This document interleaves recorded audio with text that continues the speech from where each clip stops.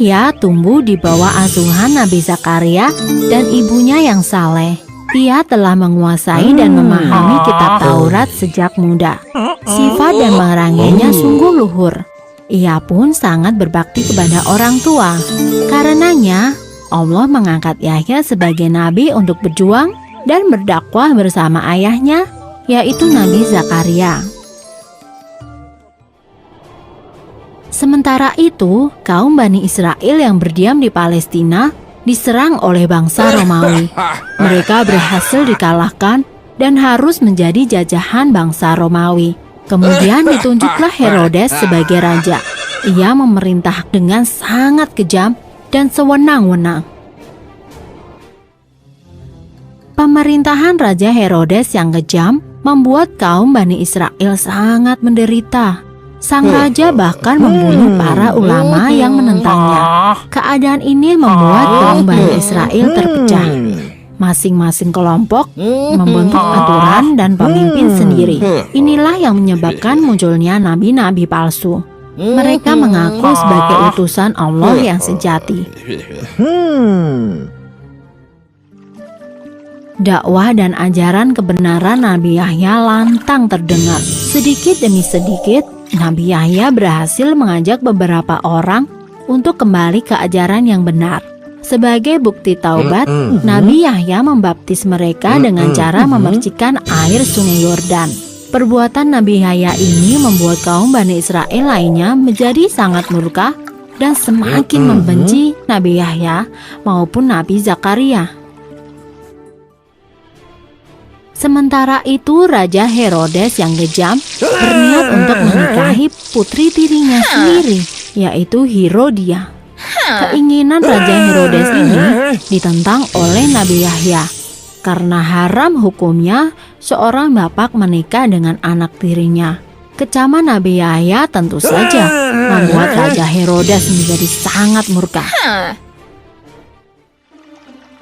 Herodia marah kepada Nabi Yahya yang menghalangi pernikahannya dengan sang ayah. Ia pun berencana untuk menggoda Nabi Yahya dan membuktikan bahwa sesungguhnya Nabi Yahya pun tidak akan tahan dengan pesonanya. Namun usahanya gagal. Nabi Yahya sama sekali tidak tertarik kepada dirinya. Herodia pun marah dan bersumpah untuk menghancurkan Nabi Yahya.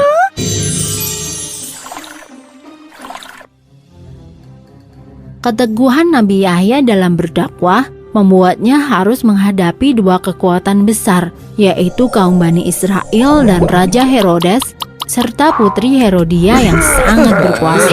Putri Herodia meminta agar sang raja mengerahkan pasukannya untuk menangkap dan membunuh Nabi Yahya.